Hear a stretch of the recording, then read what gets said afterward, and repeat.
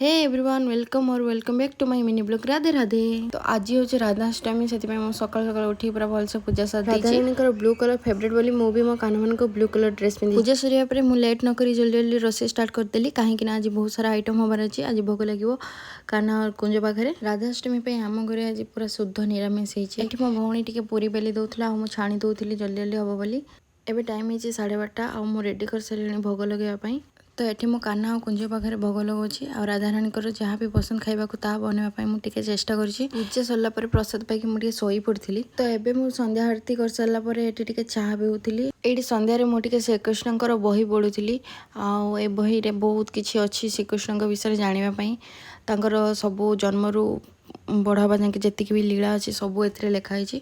तो मुझे सजेस्ट करी बहीटा निहाती पढ़ु समस्त डेम्स जे बही पढ़ा बहुत इंटरेस्टिंग लगे।